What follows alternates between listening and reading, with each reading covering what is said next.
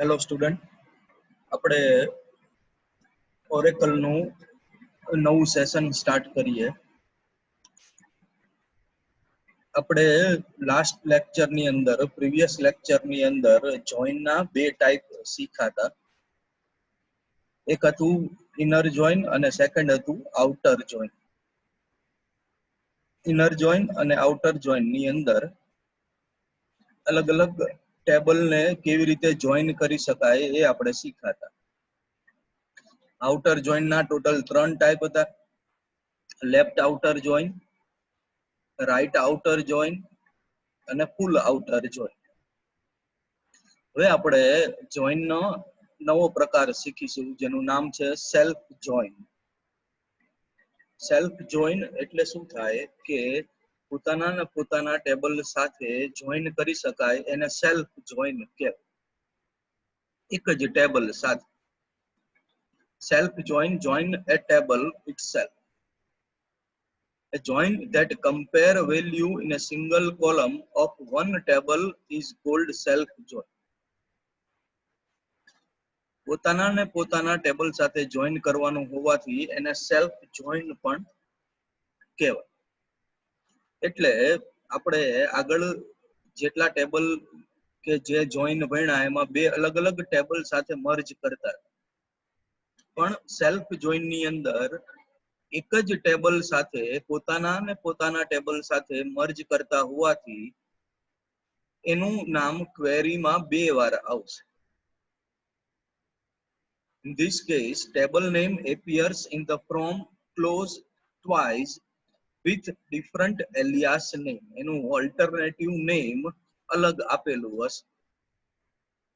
alternative name આપણે બે વાર આપવું પડશે, કેમ કે આપણે એક જ ટેબલનું નામ બે વાર આપવું પડશે, કેમ કે આપણે એને એ જ ટેબલ સાથે મર્જ કરીએ છીએ. Two copies of the same table is open in memory. બે કોપી ઓપન થશે મેમરીની અંદર. આ ઇન્ટરનલ પ્રોસેસ છે અને બે અલગ અલગ ટેબલ છે એવી રીતે એને ટ્રીટ કરશે. સેલ્ફ જોઈન ની અંદર ટેબલને પોતાની સાથે જ મર્જ કરવાની વાત છે. એટલે એક જ ટેબલનું અલ્ટરનેટિવ નેમ, અલગ અલગ નામ બે વાર ક્વેરીની અંદર આવશે.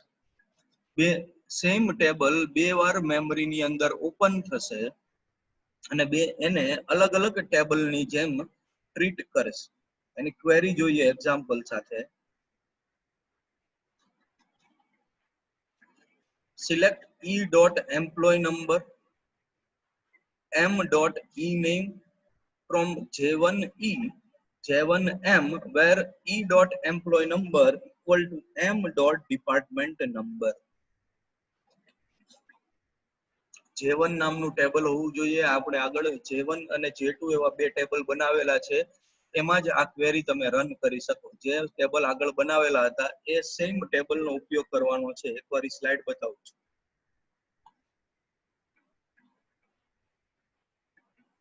J1 અને J2 બે ટેબલ છે, જેમાં J1 માં એમ્પ્લોય નંબર, એમ્પ્લોય નેમ અને ડિપાર્ટમેન્ટ નંબર 3 કોલમ છે. J2 માં ડિપાર્ટમેન્ટ નંબર અને ડી નેમ 2 કોલમ આપેલી છે. સેમ આ ટેબલનો ઉપયોગ કરવાનો છે. સેલ્ફ જોઈન માં ક્વેરી જોઈએ. e.employee number m.employee name from J1 E J1M. E અને M બે અલ્ટરનેટિવ નેમ થયા J1. એટલે J1 ના બે નામ E અને M, where e.employee number એટલે એક ટેબલનો ઉપયોગ કર્યો અને m.department number એટલે બીજા ટેબલનો ઉપયોગ કર્યો, પણ બંને ટેબલ J1 જ છે. હવે ટેબલની અંદર એમ્પ્લોય નંબર અને ડિપાર્ટમેન્ટ નંબર કોલમ હોવી જોઈએ. એ બેને કમ્પેરિઝન કરશે. કમ્પેરિઝન કરીને જ્યાં કમ્પેર કરવાથી સરખા એમ્પ્લોય નંબર અને ડિપાર્ટમેન્ટ નંબર હશે એનું એમ્પ્લોય નંબર અને એમ્પ્લોય નેમ ડિસ્પ્લે કરશે. ટેબલ જોઈએ. Table employee number 1 2 3 4, department number 1 2 3 4 available છે. સોરી 1 2 3 4 અને 1 2 3 4 અવેલેબલ છે, તો બધા જ ઇક્વલ થયા એમ્પ્લોય નંબર અને ડિપાર્ટમેન્ટ નંબર. તો એનો એમ્પ્લોય નંબર અને એમ્પ્લોય નેમ પ્રિન્ટ કરશે. એટલે આન્સરમાં 1 રામ, 2 લક્ષ્મણ, 3 મયુર, 4 મયુર આ જવાબ આવશે. કેમ કે એમ્પ્લોય નંબર અને ડિપાર્ટમેન્ટ નંબર કમ્પેર કરવાના છે અને જે બધા ઇક્વલ છે એટલે એનો એમ્પ્લોય નંબર અને એમ્પ્લોય નેમ ડિસ્પ્લે કરશે. રિપીટ કરું છું, સેલ્ફ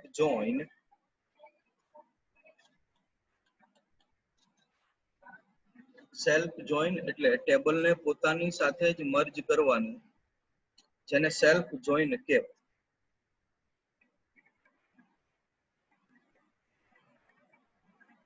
એક જ ટેબલની બે અલગ અલગ કોલમને જોઈન્ટ કરવાનું, એને સેલ્ફ જોઈન કહેવાય.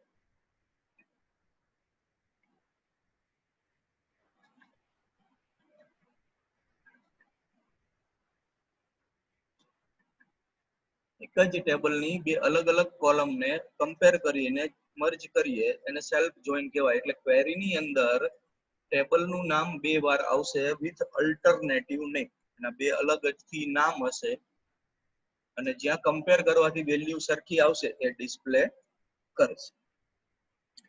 3 જોઈન ના ટાઈપ આપણે જોયા. ઇનર જોઈન એટલે ઇનર જોઈન ની અંદર જ્યાં વેલ્યુ મેચ થાય બે અલગ અલગ ટેબલની, એને ઇનર જોઈન કહેવાય.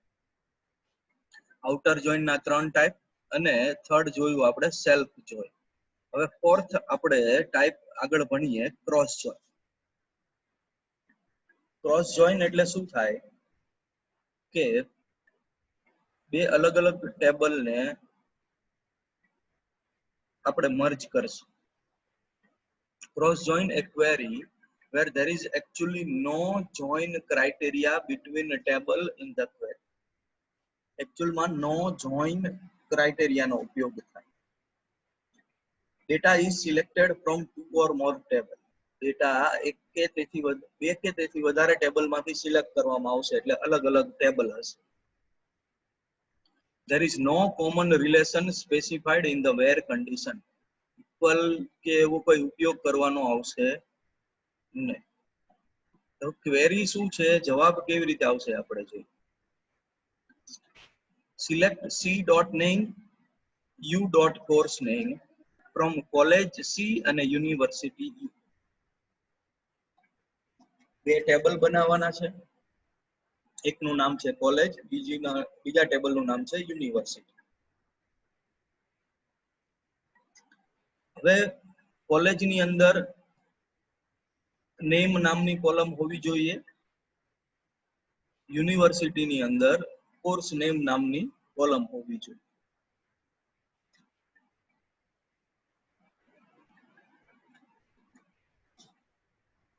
હવે શું કરશે કે કોલેજનું અલ્ટરનેટિવ નેમ છે સી અને યુનિવર્સિટીનું અલ્ટરનેટિવ નેમ છે યુ. કરશે શું અહીંયા કે નેમમાં જેટલા નામ હશે અને કોર્સમાં જેટલા નામ હશે એ બધાને મર્જ કરશે. ફોર એક્ઝામ્પલ આપણે એક્ઝામ્પલ તરીકે લઈએ, કોલેજમાં બે નામ છે રામ અને મયુર. કોર્સ નેમમાં બે નામ છે બીબીએ અને બીસીએ. તો રામને બીબીએ અને બીસીએ સાથે મર્જ કરશે અને મયુરને બીબીએ અને બીસીએ સાથે મર્જ કરશે. નેમને બધા કોર્સ નેમ સાથે મર્જ કરશે. કોલેજની અંદર નેમ નામની જે કોલમ છે એને યુનિવર્સિટીની અંદર કોર્સ નેમ નામની જે કોલમ છે એ બધા રેકોર્ડ સાથે મર્જ કરશે. જોવા total row in result is m row of the first table into n row of the second table. એટલે જો પહેલા ટેબલની અંદર 3 રો હોય, બીજા ટેબલની અંદર 4 રો હોય, તો દરેક 3 રો બીજા ટેબલની 4 રો સાથે મર્જ થશે. એટલે 3 into 4 12 રો ડિસ્પ્લે કરશે. ટોટલ 12 રો ડિસ્પ્લે કરશે. બરાબર. 5 પહેલા ટેબલની અંદર 5 કોલમ હોય, બીજા ટેબલની અંદર 5 કોલમ હોય, તો દરેક 5 કોલમને બીજી ટેબલની 5 કોલમ સાથે મર્જ કરશે. એટલે 5 into 5 ટોટલ 25 રો ડિસ્પ્લે કરશે. બરાબર. બધી કોલમના બધા ડેટા, જે કોલમ તમે આપેલી છે એ કોલમના બધા ડેટા બીજી કોલમના બધા ડેટા સાથે મર્જ કરશે, એને ક્રોસ જોઈન કહેવાય. ટોટલ 4 ટાઈપ આપણે જોઈન ના ભણ્યા. પરિવાર જોઈએ આપણે: inner join, outer join, self join અને ક્રોસ જોઈન.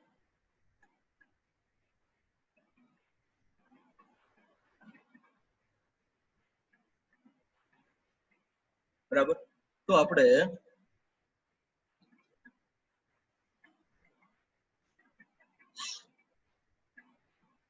પરિવાર જોઈએ કે ઇનર જોઈન ની અંદર બે અલગ અલગ ટેબલ ને મર્જ કરશે.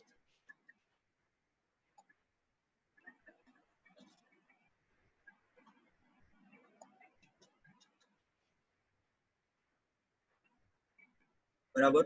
અહીંયા આપણે જોઈ શકીએ છીએ બે ટેબલ મર્જ કરેલા છે, J1 અને J2. તેનો એમ્પ્લોય નેમ અને ડિપાર્ટમેન્ટ નેમ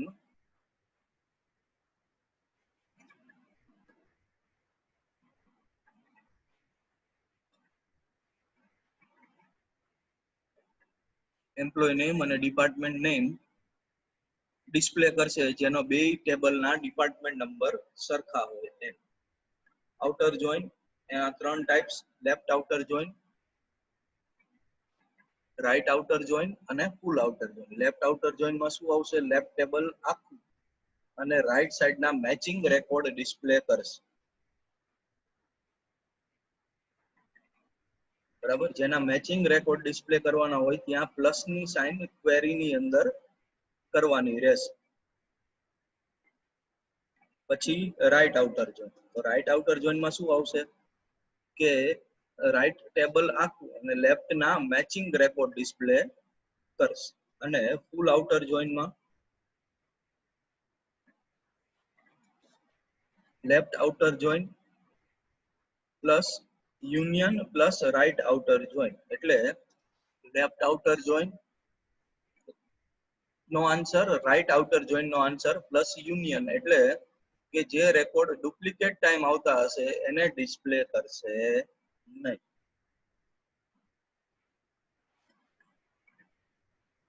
એના પછી આવશે સેલ્ફ જોઈન. સેલ્ફ જોઈનમાં શું આવશે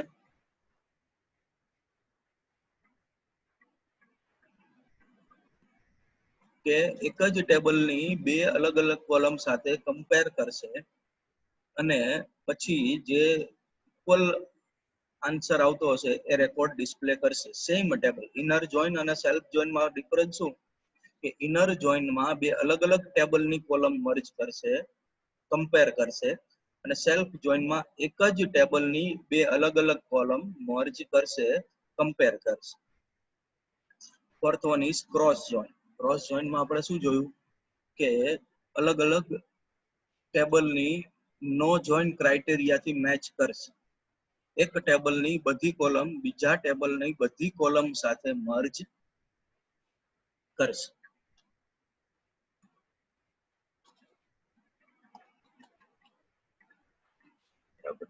હવે નેક્સ્ટ ટોપિક આપણે જોઈએ PL/SQL ટ્રાન્ઝેક્શન.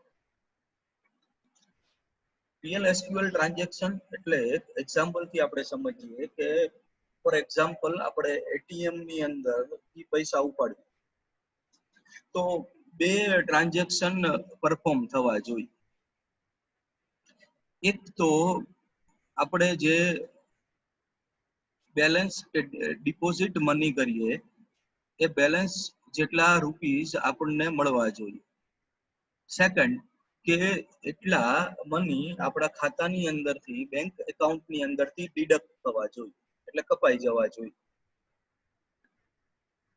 બે ઓપરેશન સાથે ન થાય તો ઓપરેશન સક્સેસફુલ ગણાય નહીં.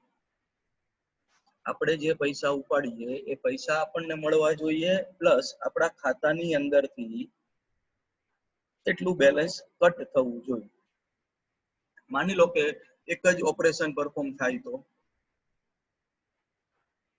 કે આપણે ઉપાડેલા પૈસા આપણને મળી જાય, પણ આપણા બેંક એકાઉન્ટની અંદરથી ડિડક્ટ એટલે કે માઇનસ ન થાય, તો ઓપરેશન સક્સેસફુલ થાય નહીં.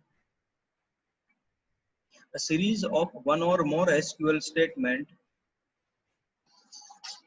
that are logically related or a series of operation performed on Oracle database is called transaction.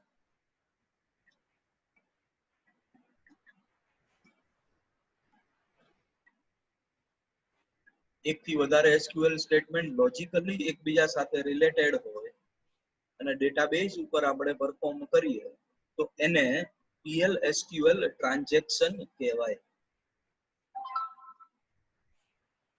If transaction is completed successfully, જો ટ્રાન્ઝેક્શન સક્સેસફુલી કમ્પ્લીટ થાય તો એને આપણે સ્ટોર પરમેનન્ટલી કરી શકીએ, એટલે કે સેવ કરી શકીએ આપણે ડેટાબેઝની લેંગ્વેજ. એટલે કે જો સક્સેસફુલી ઓપરેશન બધા પરફોર્મ થઈ ગયા હોય તો એને પરમેનન્ટલી આપણે સેવ કરવું જોઈએ. નેક્સ્ટ, એની અંદર 3 કમાન્ડ આપણે શીખવાના છે: કમિટ, રોલબેક અને સેવ. પરમેનન્ટલી સેવ કરવા માટે આપણે કમિટ કમાન્ડનો યુઝ કરીએ. બાય ડિફોલ્ટ કમિટ કમાન્ડ આપણે ક્યારેય ઓરેકલની અંદર યુઝ કરતા નથી. શું કામ? કેમ કે કમિટ ડિફોલ્ટ હોય છે. આપણે કમિટ લખીએ કે ન લખીએ, ઓટોમેટિકલી પરમેનન્ટલી સેવ તો કરતા જ હોય. Commit command permanently store all changes and close the transaction. Permanently save કરી નાખે અને ક્લોઝ ધ ટ્રાન્ઝેક્શન કરશે. એટલે કમિટ લખવાની જરૂર નથી. ઓટો કમિટ હોય જ ઓરેકલની અંદર, જે ડિફોલ્ટ કમિટ કરશે. SQL ખાલી કમિટ લખવા માટે કમિટ એની સિન્ટેક્સ છે કમિટ લખીને સેમિકોલન આપીને એન્ટર આપવાનું હોય છે. SQL Plus has facility to automatically save your work without specifying commit command. Commit કમાન્ડને સ્પેસિફાય કરવાની જરૂર નથી. SQL Plus આપણું ઓરેકલ ઓટોમેટિકલી સેવ વર્ક કરે છે. બરાબર. Next, save point. Save point એટલે શું થાય કે એક નિશાની, માર્ક, એક સિમ્બોલ કે જ્યાં સુધી આપણે રોલ બેક કરી શકીએ એટલે રિટર્ન થઈ શકીએ ત્યાં સુધી.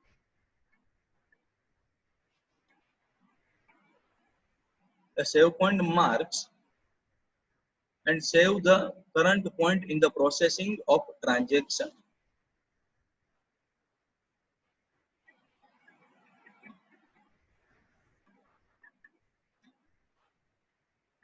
એક માર્ક, એક નિશાની મૂકશે અને ત્યાં સુધીનો ડેટા સેવ કરશે.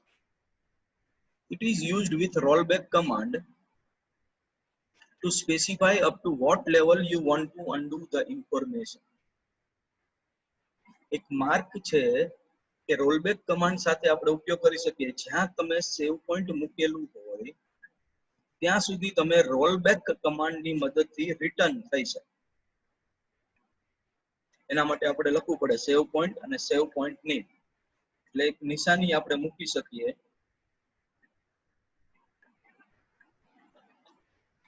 સેવ પોઈન્ટ S1 એક્ઝામ્પલ તરીકે આપણે મૂકેલું છે. S1, S2, S3 તમે કોઈ પણ અને ગમે એટલા માર્ક કરી શકો. કમિટ એટલે પરમેનન્ટલી સેવ. સેવ પોઈન્ટ એટલે એવી નિશાની જ્યાં રોલબેક ની મદદથી આપણે રિટર્ન થઈ શકે. બરાબર. હવે રોલબેક જોઈએ કે જ્યાં તમે સેવ પોઈન્ટ મૂકેલું હોય ત્યાં રોલબેક ની મદદથી આપણે ત્યાં સુધી રિટર્ન કરી શકીએ. Rollback does exactly the opposite of commit. Commit કરતા ઓપોઝિટ થાય. કમિટ પરમેનન્ટલી સેવ કરે, રોલબેક જ્યાં સેવ પોઈન્ટ મૂકેલું હોય ત્યાં સુધી આપણે રિટર્ન થઈ શકે. Rollback to save point name, rollback to S1 એટલે S1 એક સેવ પોઈન્ટ બનાવેલું હોય ત્યાં સુધી આપણે રોલબેક કરી શકીએ. એક્ઝામ્પલ સમજાવું. એક સ્ટુડન્ટ ટેબલ છે જેની અંદર મેં 2 રેકોર્ડ રોલ નંબર 1 અને 2 ઇનપુટ કર્યા. ધ્યાનથી આ સમજવા. સ્ટુડન્ટ ટેબલ છે એની અંદર રોલ નંબર 1 અને 2 મેં ઇનપુટ કર્યા. હવે ફોર એક્ઝામ્પલ આપણે જોઈએ,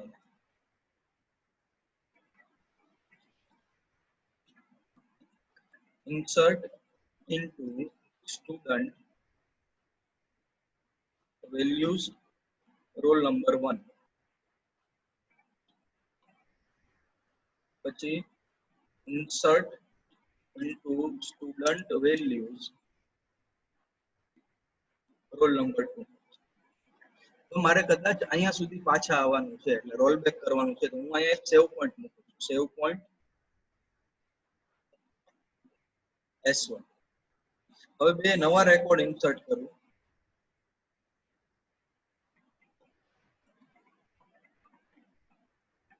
રોલ નંબર ઇન્સર્ટ કરું છું 3 અને 4.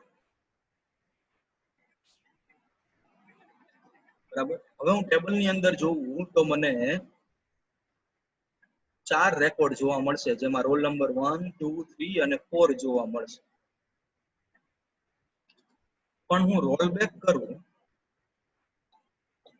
Two S1, roll back to S1. અને હવે હું ટેબલ ની અંદર ડેટા જોઉં તો આપણે જ્યાં નિશાની મૂકેલી હતી S1 ત્યાં સુધી પાછા જતા રહ્યા, એટલે હવે મને બે જ રેકોર્ડ દેખાશે, 1 અને 2, 3 અને 4 હું જોઈ શકીશ નહીં. એટલે રોલ બેક એટલે જ્યાં સેવ પોઈન્ટ ની નિશાની મૂકેલી હોય ત્યાં સુધી તમે પાછા જઈ શકો, અને એ દરમિયાન જેટલા ટ્રાન્ઝેક્શન થયા હોય એ બધા પરમેનન્ટલી ડિલીટ નહીં થયા હોય, એટલે તમે એને ડિલીટ કરી શકો. પરમેનન્ટલી સ્ટોર નહીં થયા હોય એટલે તમે એને ડિલીટ કરી શકો. પણ જો હું એકવાર કમિટ આપી દઉં તો હવે પછી સેવ પોઈન્ટ નો કઈ મતલબ રહે નહીં. કમિટ એટલે પરમેનન્ટલી સેવ થઈ ગયા, હવે તમે સેવ પોઈન્ટ નો ઉપયોગ કરી શકો નહીં, એટલે હવે તમે ત્યાં સુધી રોલ બેક કરી શકો નહીં. Clear all? થેન્ક્સ. આપણે નેક્સ્ટ લેક્ચર ની અંદર વધારે ટોપિક ભણીશું. Thank you.